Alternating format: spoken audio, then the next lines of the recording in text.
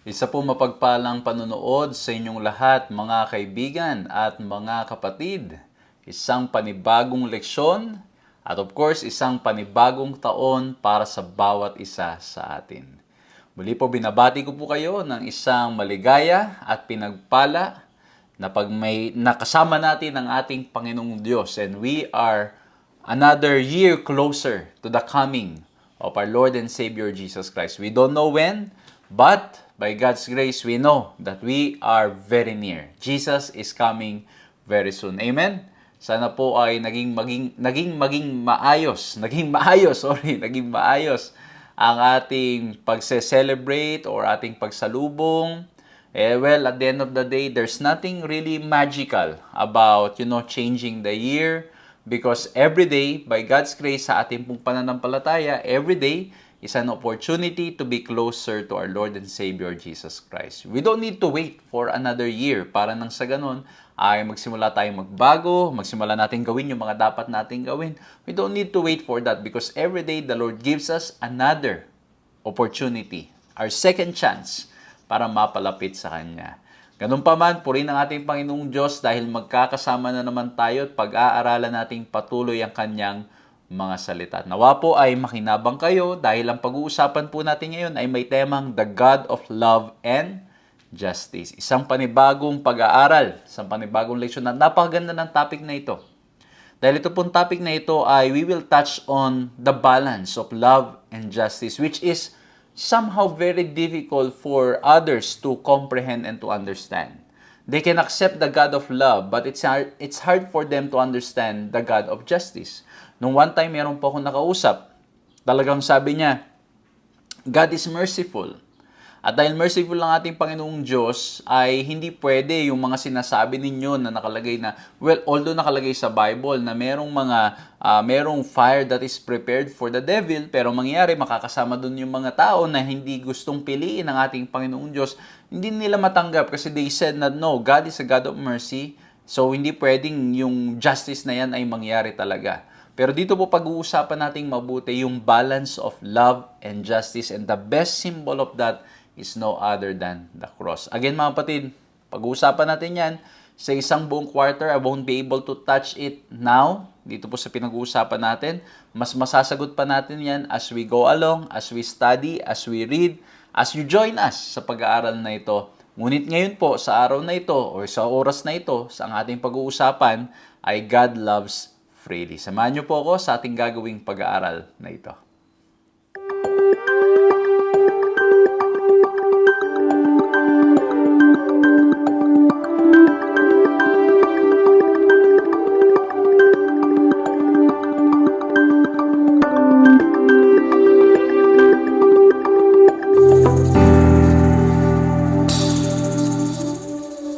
Ako po si Pastor John Alexis Mercado at patuloy po kayong sumusubaybay sa paglilingkod ay pinagkakaloob po sa inyo ng 3 Points Ministries na napapanood din naman sa Hope Channel.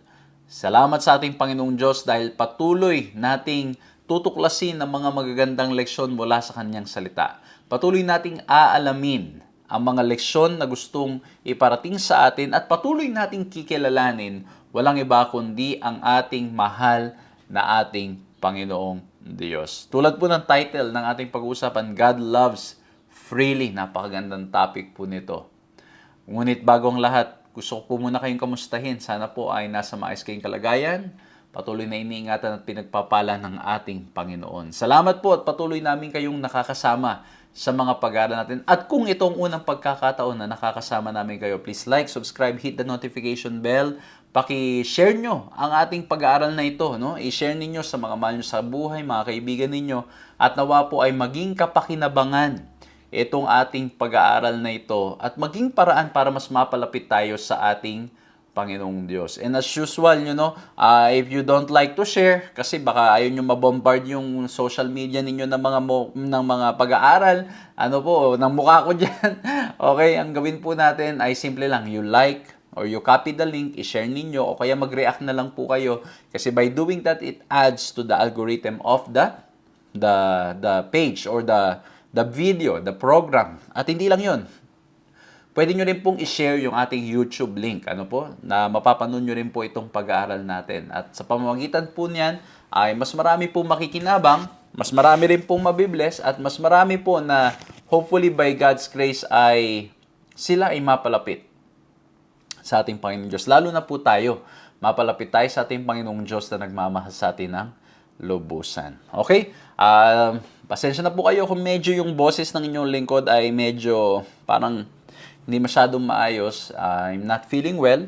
I'm hoping to recover very soon. At lalo na po na ito na, panibagong taon at panibagong bakbakan na naman ang ating haharapin. Marami po tayong mga paglilingkod na gagawin sa mga susunod na mga araw. Pakisama niyo po sa prayers at nawa po ay patuloy na magamit tayo ng ating Panginoong Diyos sa pagpapalaganap ng Kanyang mga salita sa iba't ibang lugar. Maraming salamat po sa mga prayers ninyo and support po ninyo for making all these ministries happen. Ano po? Maraming salamat po sa lahat ng mga kapatid na nagbubukas ng tahanan, nagbubukas ng kanilang mga bahay, para po nang sa ganun makatuloy po tayo at para nang sa ganun matipid natin yung ating travel budget, para po nang sa ganun mas marami tayong mapuntahang mga lugar. Okay? Kasi in reality mga kapatid, with the wide place o wide scope ng ating pong trabaho, talagang mga kapatid, if not because of those members who are opening their hearts, their homes, even their resources, ay konti lang ang ating magagawa. Kaya maraming salamat po sa inyo. Purihin ang ating Panginoon at patuloy po nawa kayong gamitin sa pagpapalaganap ng Ebanghelyo at mas marami pang marating na mga pangangaral at paglilingkod sa biyaya ng ating Panginoon Diyos. Ngayon po, simulan po natin sa pamagitan ng panalangin. Let's bow our heads and let's pray. Ama po naming Diyos, dakila't makapangyarihan sa lahat. Maraming salamat po. At ngayon po ay mag-aaral po kami ng inyong mga salita. Nawa po mga bagay na aming mga mapag-aaralan ay makatulong upang mapalapit po kami sa inyo. Makatulong upang maisuko namin ang aming mga buhay sa inyo. Nawa po Panginoon sa lahat ng mga bagay na aming mga mababasa, mapapakinggan, nawa po ito yung makatulong upang kami ay mas lalong magtapat at magtiwala sa inyo lamang dahil kayo Diyos na nagmamahal ng lubusan sa bawat isa sa amin. Panginoon, salamat po sa isang panibagong taon at isang panibagong pag-aaral na naman na aming pong magagawa. Nawa, Panginoon, ay patuloy ng banal na Espiritu ang manguna at gumabay sa bawat isa sa amin at nawa po ay patuloy naming maranasan ang presensya ninyo sa lahat ng oras at sa lahat ng panahon. Maraming salamat po at pangungunahan nyo kami ngayon sa pangalan aming Panginoong Yesus. Amen. Amen. Ayan, isa pong mapagpalang panonood sa inyong lahat. Saan man kayo sumusubaybay, saan man po namin kayo nakakasama, purihin ang ating Panginoong Diyos sapagkat tayo po ay pinagsama-sama sa pamagitan ng teknolohiya, ng technology. We can connect and we can listen and we can study the Word of God together. Okay? So ang topic po natin, God loves freely. Sa title pa lang, alam na po natin, we will talk about love. We will talk about the kind of love na meron ang ating Panginoong Diyos para sa bawat isa sa atin. And He loves us freely. We will explain that more in a while dun po sa ating 3 points. Ang ating key text, Hosea 14:4. I will heal their backsliding. I will love them freely, for my anger has turned away from Him. Ayan, yung I will love them freely. We will explain that more later as we continue, as we go along sa atin pong pag-aaral. Grabe, napakaganda. Kasi itong pag-aaral natin ngayon, mapapaalalahanan tayo kung gaano tayo kamahal ng ating Panginoong Diyos. Kung paanong nagnanais siya na tayo ay mangaligtas. Nagnanais siya na maramdaman natin kung gaanong pinapahalagahan ang bawat isa sa atin. Kung napanood nyo po yung huling pag-aaral natin, ang ating aklat na pinag-usapan ay walang iba, kundi ang aklat ng Juan. Okay? At doon po sa aklat ng Juan, merong napakagandang kwento doon na even now I'm creating a sermon out of it. Yung conversation between Jesus and Peter. At ang mababasa po yan sa John 21:15-17. Ang sabi ganito, Yes, Lord, you know that I love you. Jesus said, Shepherd my sheep. Then yet again, a third time, Jesus asked Peter, Do you love me? And Peter was grieved because he said to him the third time, Do you love me? And Peter replied, Lord, you know all things. You know that I love you. And Jesus said, Tend my sheep. Dito po, alam natin na si Pedro ay nagsabi na hindi siya atras sa pagmamahal niya sa ating Panginoon. Na itong si Pedro nagsabi din na kahit anong mangyari, hindi niya ipagkakaila ang ating Panginoong Diyos. But we know what happened. Pinagkaila niya ang ating Panginoong Diyos. He denied Jesus. At pagkatapos po ay, tinatanong siya ng ating Panginoong Diyos. And for 3 times, tinanong siya ng ating Panginoong Diyos, Do you love me? Na somehow, 3 times na si Pedro ay nag-deny sa ating Panginoong Diyos. And now 3 times, the Lord is once again reaffirming the love of Peter for his master. At ang ganda kasi po yung sabi niya sa dulo, You know all things. You know that I love you. yung pinag-usapan natin noong nakaraan, hindi yung reference point na ni Pedro ay yung sasabihin niya na, ang galing ko. Tingnan mo na lang lahat ng ginawa ko sa iyo para sa iyo, Panginoon. Tingnan mo na lang lahat ng sakripisyo ko. Tingnan mo na lang lahat ng pagmamatapang ko. Tingnan mo na lang lahat ng ginawa ko ng mga pangangaral. Hindi na yun ang sinabi ni Pedro. Sabi na ni Pedro, Lord, kayo po ang nakakaalam ng lahat ng bagay. Alam niyo po na mahal ko po kayo. Alam niyo mga kapatid, ito again, I just want to get back to this, to refresh ourselves dito po sa pag-aaral na ito. Kasi minsan tinitingnan natin na yung mga kilos natin, ginagawa natin dahil mahal natin ang ating Panginoong Diyos, pero baka hindi natin napapansin ang motibo na natin para sa ating mga sarili. Alam nyo, lately meron tayong mga nakikita sa social media na sasabihin nila, out of their love, ginagawa nila yon, pero ang ginagawa po nila, inaapakan nila yung kapwa nila, meron silang mga sinasabing hindi magaganda, meron silang mga, alam nyo yun, parang ang style ay paninira sa kapwa. Alam nyo, minsan mga kapatid, we can be doing things na akala natin we're doing out of love. Pero in reality, meron palang hidden motive behind. Kaya ang ganda nung sinabi ni Pedro, Lord, you know all things. At the end of the day, kahit na napakasipag natin sa gawain, kahit na tayo ay i-declare natin na we are really preachers of the word, tayo gumagawa ng maraming kabutihan, but at the end of the day, it's God, it's Jesus who knows if we really love Him. Kung talaga bang mahal natin ang ating Panginoon Diyos, siya ang nakakaalam. Because why? He loves us freely. He's the God of love. So He knows if really our intention, our purpose, our desire is really to show or to love God, at yung actions natin is based on the love of Jesus Christ. Kaya ganda sabi ni Pedro, you know, Lord, alam niyo po, Panginoon. And hopefully, this year will be an opportunity for the Lord or for us to ask the Lord to show us our motives, to show to us yung ating pong mga puso. Baka mamaya ang ating ginagawang paglilingkod ay hindi talaga akma dun sa pag-ibig ng ating Panginoong Diyos. Baka anong nangyari yung paglilingkod natin, puro pagmamayabang. Yung paglilingkod natin, pagpapatunay lang na tayo lang ang magaling. Ano po, baka ganun na nangyayari. And we need the Lord to reveal to us what's in our hearts. And once it is revealed, we need to humble ourselves. And just like Peter, obey the Lord and also humble ourselves na tayo ay nagkamali at tayo ay tutulungan ng ating Panginoong Diyos para nang sa ganun ay magmahal tulad ng kanyang ginawang pagmamahal sa atin. And so as we continue, ito pong magandang pag-aaral na ito, I want to share with you 3 points. Nanawa po maging madaling paraan para maalala natin itong pag-aaral na ito, maging madaling paraan para mapalapit tayo sa ating Panginoong Diyos.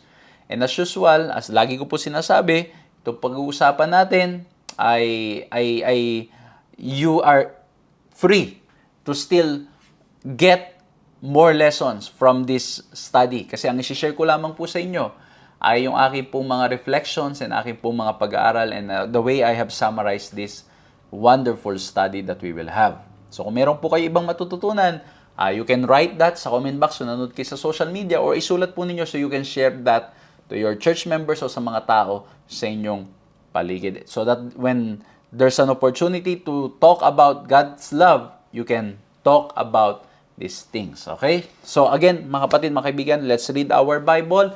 Balik tayo sa banal na kasulatan, pag-aralan nating mabuti, huwag nating pahintulutan na itong mga online studies ay maging substitute sa pag-aaral natin ng salita ng ating Panginoong Diyos. Okay? Simulan po natin.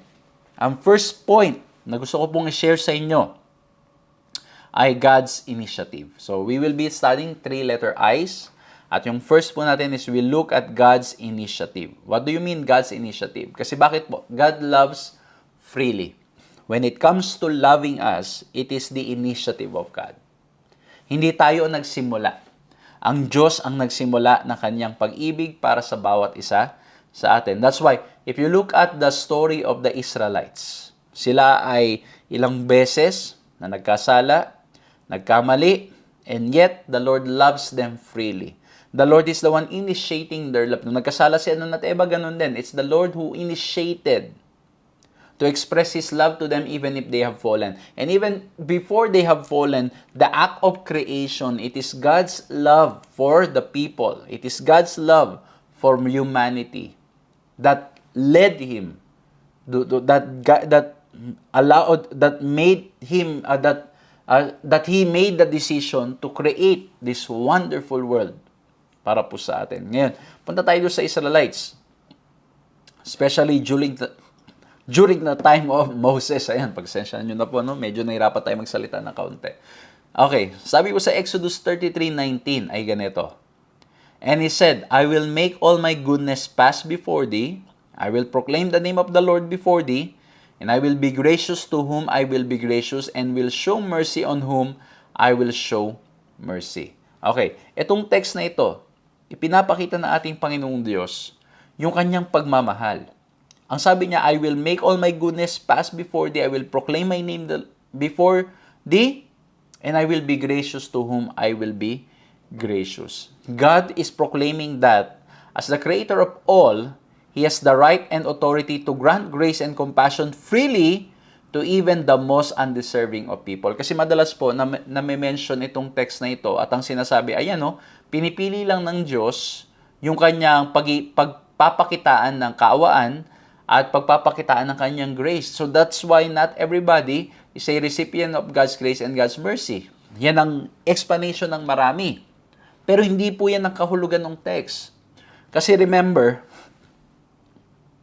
ang text, mga kaibigan, mga kapatid, pag pag-aaralan po ninyo, ulit-ulit na nagkakasala itong mga itong Israelites.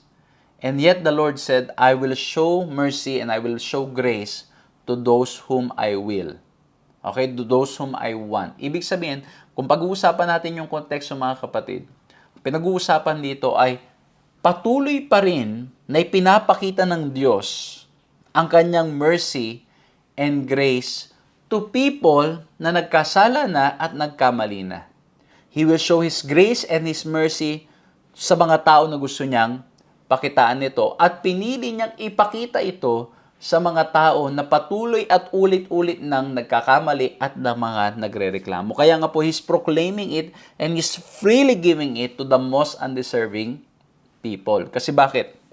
Madalas, when we talk about human point of view, ang nangyari, papakitaan lamang natin ng mercy, yun nagpapakita lang sa atin ng mercy. Papakitaan lang natin ng kabutihan, yun nagpapakita lang sa atin ng kabutihan. Hindi natin ginagawa ito doon sa mga undeserving people. Okay? Kaya po dito, ang ating Panginoong Diyos, kahit na ulit-ulit na, kahit na undeserving na, He decided to show grace and mercy to all of them. At ito ay consistent doon sa ating text na binasa. Especially yung book ng Hosea. Kasi grabe po itong story ni Hosea, no? Pagbabasahin niyo po yung Hosea 1 verse 2, ang sabi ganito. Go take yourself a wife of harlotry and children of harlotry, for the land has committed great harlotry by departing from the Lord. Kumaga, ito yung utos ng ating Panginoon Diyos kay Hosea na siya ay kumuha ng isang babae who has done adultery at mahalin niya. Ito, at mapapansin ninyo, sa studying ito, sa storying ito, ang mangyayari po, yung mamahalin ni Hosea na inutos ng ating Panginoong Diyos ay ulit-ulit na babalik sa prostitution. And yet, from time to time, again and again, the Lord will ask Hosea, go back to them and love them. That's why Hosea and his unfaithful wife were to be a living object lesson of God's love for His people, even despite Israel's unfaithfulness and spiritual harlotry.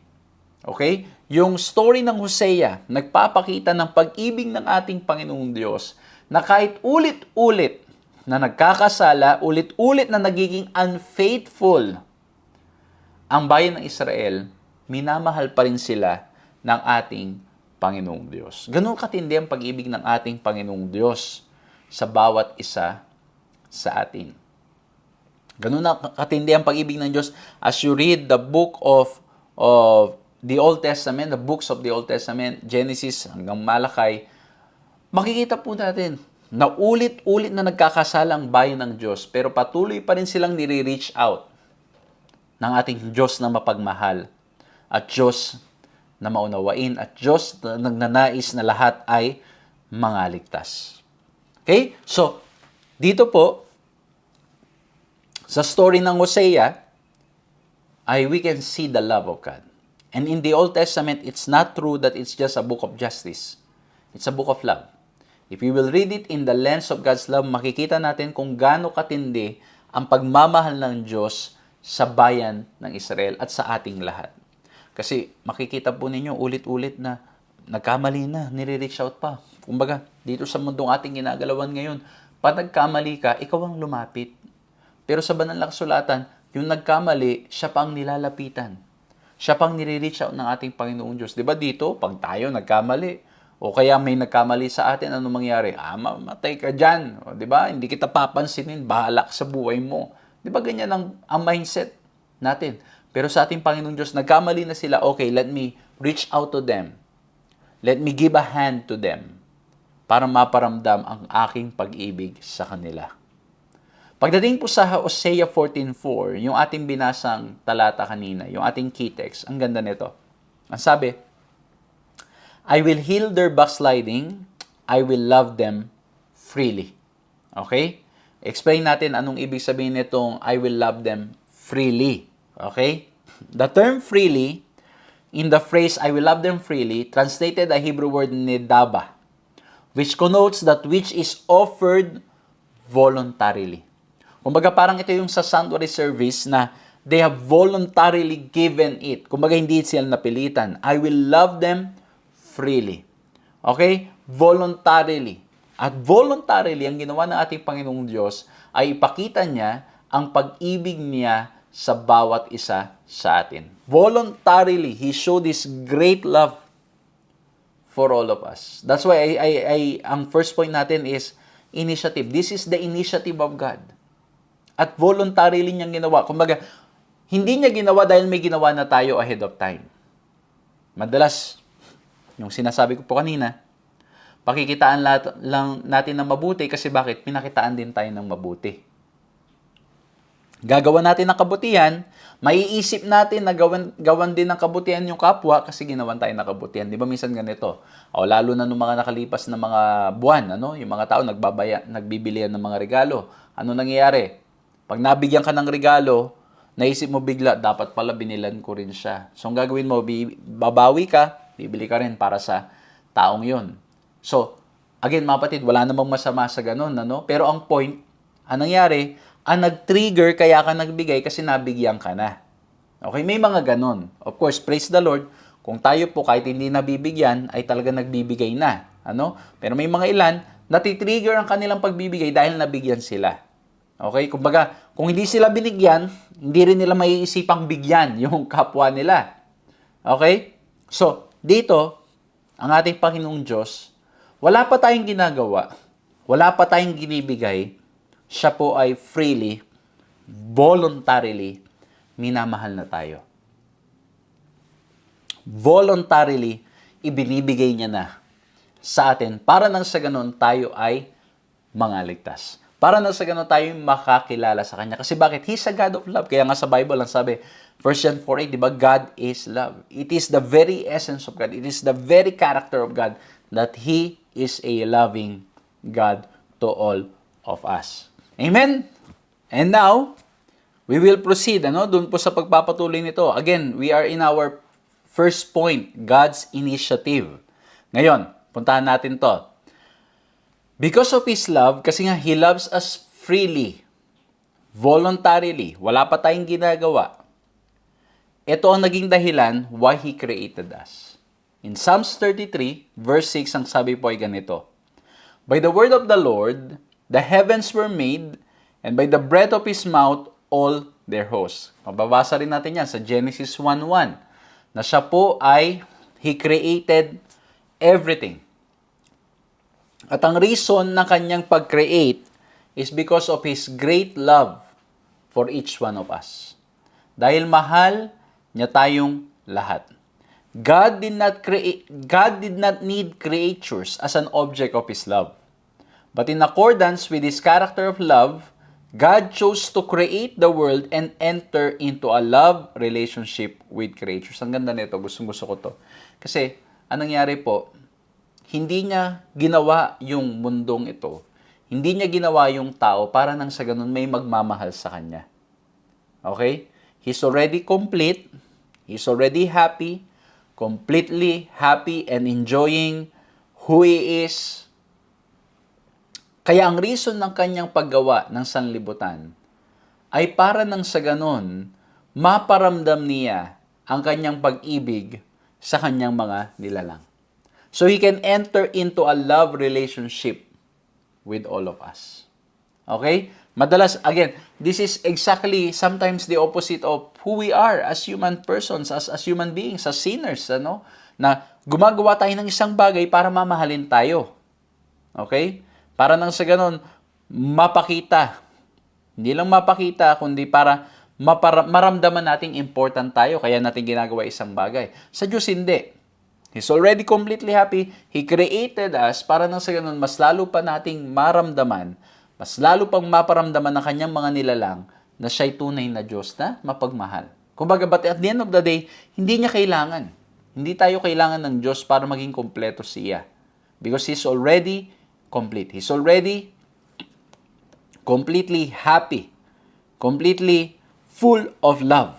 Kaya nga po, tingnan nyo, sabi sa Acts 17:25, ang ganda nito, nor is He served by human hands as though He needed anything, since He Himself gives to all mankind life and breath and everything. So sabi dito, talagang hindi kailangan ng Diyos ng kahit anumang bagay. Tayo mga kapatid, ang tunay na nangangailangan ng pag-ibig ng ating Panginoong Diyos.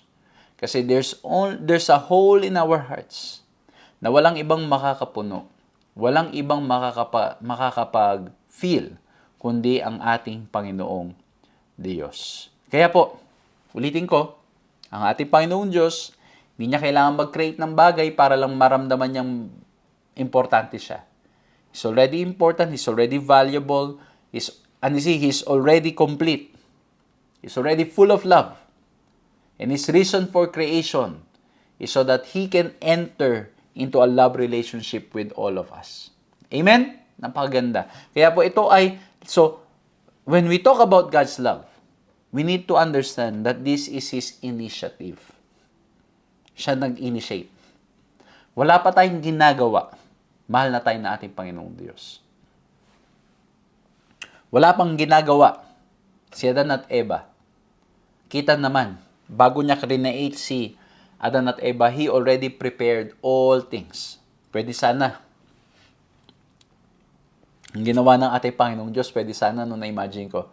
Inuna niya nung first day si Adan at Eva. Tapos nilagay niya lang sa isang, let's say, isang vacuum. Okay? Isang lugar para na sa ganun makakahinga sila. And then everyday papakita ng ating Panginoong Diyos, ganito ko ka makapangyarihan ha, kayo, Adan at Eva ha, ganito. Day 1, boom.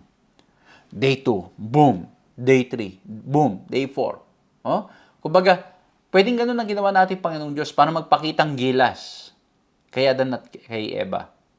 Pero hindi. Ginawa natin Panginoong Diyos, He already prepared all things and then He created Adam and Eve. Kasi bakit?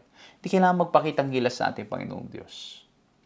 Hindi kailangan na ating Panginoong Diyos that He will be appreciated, yung power niya will be appreciated, His power, hindi niya kailangan yun, mga kapatid.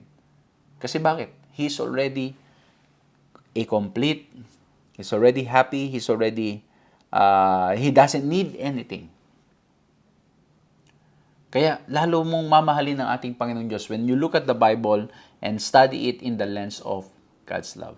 Okay? Ulitin ko mga kapatid, ang context sa pinag-uusapan natin is the love of Jesus. Okay? Ang konteksto ay ginawa ng ating Panginoong Diyos lahat ng mga bagay na nasa sanlibutan kasi mahal niya tayo.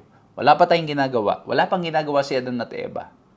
Kumbaga, hindi yan nangyari. Okay, inuna si Adan at Eva at tapos dahil nagpakita ng magaling na pagsamba si Adan at Eva, ayan, sige, lagyan ng mga puno. Lagyan ng dagat. Lagyan ng mga isda. Hindi ganun, mga kapatid. He already prepared all things because of His great love for humanity. So number 1, we look at the initiative of God, God's initiative, and love is His initiative. Love, yung mga lahat ng meron tayo, yung His creation, His reaching out to the Israel, even if they continue rebelling, and even us. Ito yung nagpapakita ng matinding pag-ibig ng Diyos para sa bawat isa. Now, let's go to the second point. Second point natin is God's invitation. At ang pag-uusapan natin ditong text, again, this is God's invitation of love for people. In Matthew 22:14, it says, "Many are called, but few are chosen." Papaliwanag ko po yan na mas maigi pa in a while. Pero ang context ng many are called, but few are chosen is the parable of the wedding feast. To give you some background, ang nangyari po sa verse 2 and 3 ganito.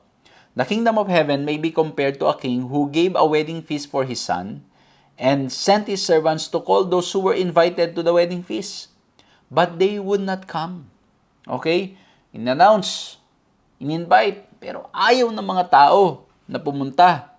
At dahil ayaw pumunta ng mga tao, ginawa natin Panginoon Diyos sa verse 8 o dito sa story ni Jesus Christ, verse 8, "Then he said to his servants, 'The wedding feast is ready, but those invited were not worthy.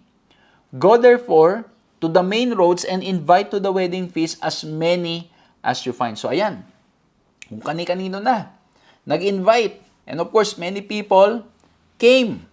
Okay? Pero, meron pong isa na ang nangyari po ay hindi siya nakabihis. Wala siyang wedding garment. Kaya ang sabi sa verse 11, "When the king came in to look at the guests, he saw there was a man who had no wedding garment." Ito yung nagpapakita na in order for you, they invited everybody, nagpunta sila kung saan-saan, ang nangyari, bago ka makapasok doon o para ikaw ay makonsider na guest, you need to be wearing the wedding garment so you can attend the wedding banquet. May isang guest na hindi nakabihis, hindi niya nasuot o maaring tinanggihan niya pero nandoon siya. Ang nangyayari mga kapatid, mga kaibigan, to make the long story short, there's still some details na hindi na natin itatouch, nasabi ngayon yung many are called, but few are chosen. Madalas itong text na ito ay pinapaliwanag na para bang ang dating, maraming tinawag ang Diyos, pero kaunti lang yung pipiliin niya. Okay? Para bang nangyari? Okay, pinatawag 10, pagkatawag ng 10, ang Diyos din mismo pipili o 2 lang. Pero gusto ko ipaliwanag na mabuti ito. Maganda po kasing pag-aralang mabuti yung konteksto niya at maging yung original text niya para mas maintindihan natin. Kasi bakit? Kung titingnan niyo po yung story, ang nangyari po sa story, they called yung una yung mga guests na pinatawag natin Panginoong Diyos. And yet, they would not come. They are unworthy. And then they go to the highways and byways and called everybody. Okay? Everybody. And then, yung mga nagpunta, yung mga nag-respond, at pagkatapos sinuot yung wedding garment, pero may isa na hindi, na nandun sa event. Tapos sinabi yung many are called, but few are chosen. Somehow, pag titignan natin, kung susundan natin yung story, yung pagiging chosen is connected with the being called. Okay? So, in reality, it's when you responded to the call, and then you wear the wedding garment, that's the time you will be chosen. Kaya ang ganda nito kasi the term translated call and invite throughout the parable is the Greek term kaleo, to call or invite. And what that term means, who is finally elect or eklektos, is whether one has freely accepted the invitation.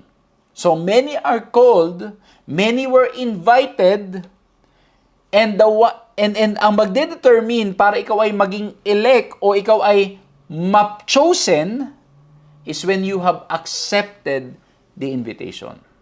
So in reality, tinawag ng Diyos lahat, in-invite ng ating Panginoong Diyos, at the end of the day, it's up to us if we will also listen to the invitation, take heed of the invitation, kasi kung tayo ay magre-respond sa invitation, then, and we wear the wedding garment, we will be chosen.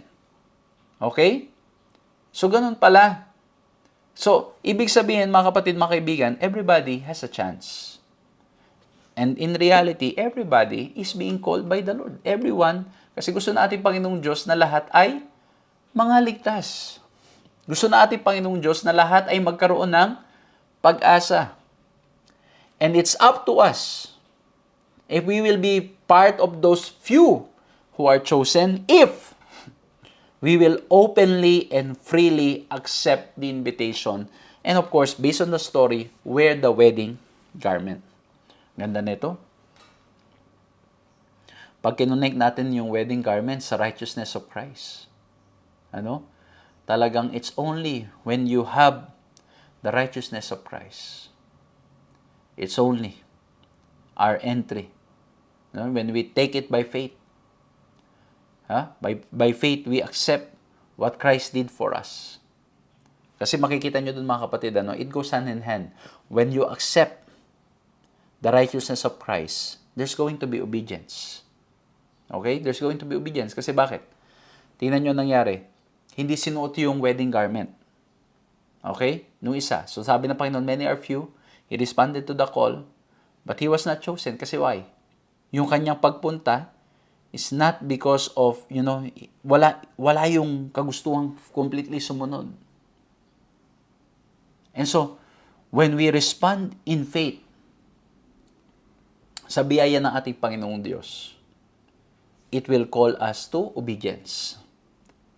Kaya nga po yung lagi nating sinasabi, yung faith, yung ating tunay na pananampalataya, magbubunga ng kilos. Magbubunga ng gawa. Okay? Pero at the end of the day, we are not saved by our actions. Okay? We are saved by the sacrifice of Christ because of Jesus Christ. Pero yung pagsuot ng wedding garment, it's a sign. It shows that you have truly responded to the call, to the invitation of Jesus Christ. Amen? Okay? Kaya, pinagtatalunan ito pagminsan, pero in reality mga kapatid, ay maganda lang pag-aralang mabuti.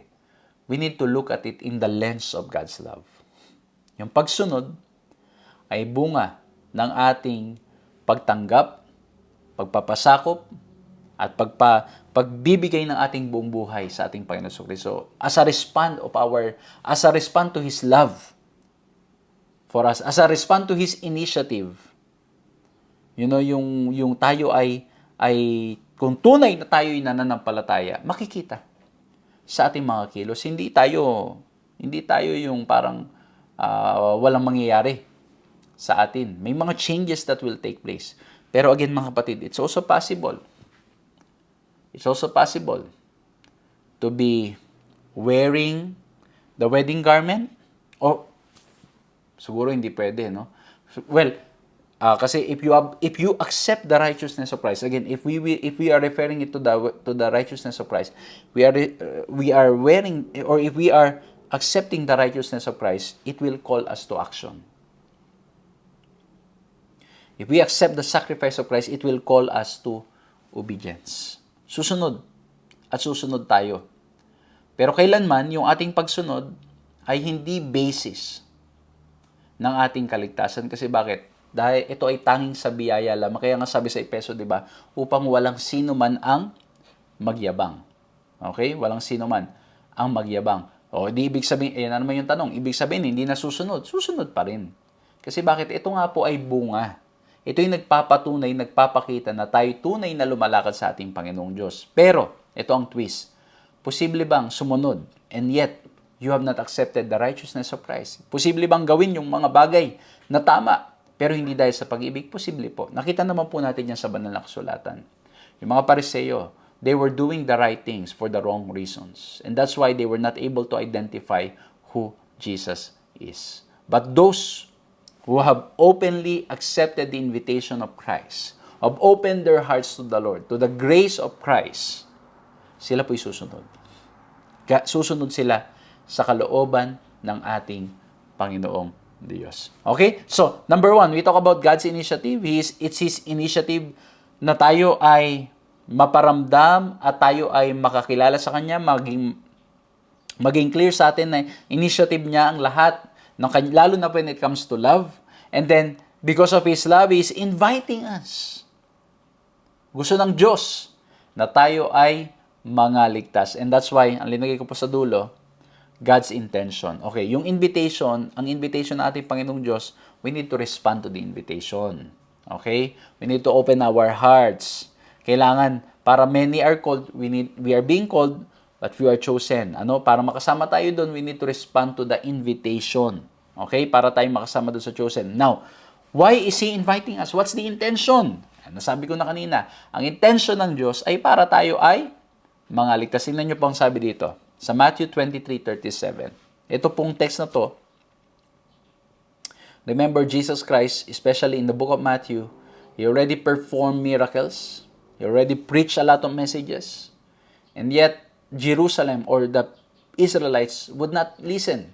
And that's why He said in Matthew 23:37, O Jerusalem, Jerusalem, the one who kills the prophets and stones those who are sent to her. How often I wanted to gather your children together, as a hen gathers her chicks under her wings, but you were not willing. So the Lord was calling them again and again, but they were not willing.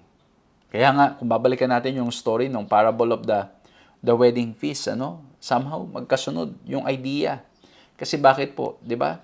Sila yung tinawag, hindi lang para mga ligtas, sila'y tinawag para nang sa ganon, they will be God's instruments so that the whole world will know what kind of God we are serving.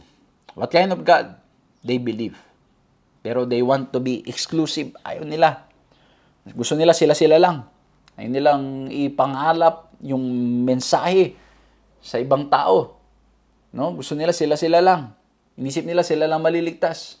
And that's why sabi ng Panginoon, they are not worthy. And so call those who are willing.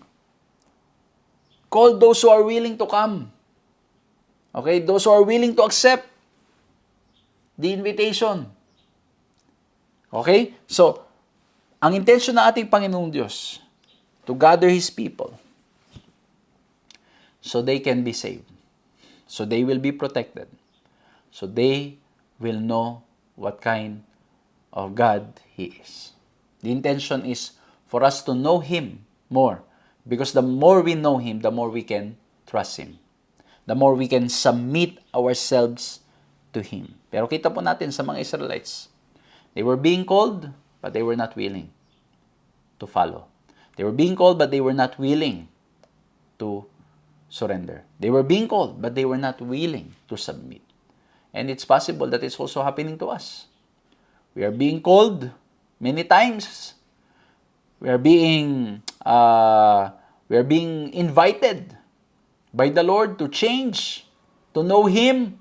Maraming pagkakataon, baka po meron sa inyo, ilan, first time nyo makasama dito, many times sinisend sa inyo itong video na ito ng kaibigan ninyo, and yet you were not willing to follow. And by God's grace, tonight, today, or to whatever time is it sa inyo pong lugar, biglaan nyong pinanood ito.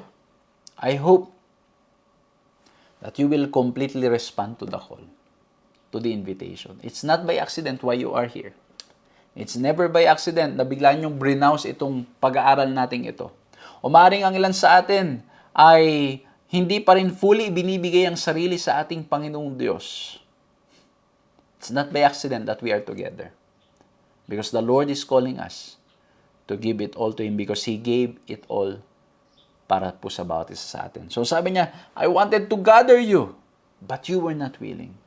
I hope and pray, mga kapatid ko, mga kaibigan ko, tayo ay magiging willing sa pagsunod at pagbukas ng ating mga puso sa ating Panginoong Diyos. Because of His intention to save us. Ano po nangyari in John 3:16? For God so loved the world that He gave His only Son. To whoever believes in Him should not perish but have eternal life. Okay? So, makikita po natin, because of the love of God, yung intention niya is very clear. So that no one should perish, which means everybody is being invited. Because what's the intention? The intention is for everybody to be saved. Lahat ay gusto ng Diyos na maligtas. But it will depend kung tayo ay willing magpasakop at sumunod sa ating Panginoong Diyos. Mga kapatid, mga kaibigan, as we try to reflect 2024 and now 2025, as we try to reflect sa ating mga buhay, I hope that this year, we will, not just this year, but today, okay? Ngayong oras na ito, we will give ourselves to the Lord fully. We will surrender ourselves fully to Him. Kasi bakit po? Walang iba na makapagbibigay sa atin ng pag-asa ng kasiyahan ng pag-ibig, kundi tanging ang ating Panginoong Diyos.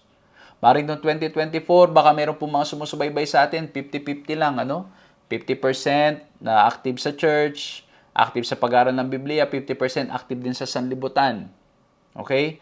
We are serving two masters. I hope that ito pong pagkakataon na ito, itong panibagong panimula ng pag-aaral natin, the more we feel the love of God, the more we'll be able to surrender our 100% sa ating Panginoong Diyos. Now, we will be able to leave the other master and just be faithful to our loving Master, Jesus Christ. So, our loving Lord and Master and friend.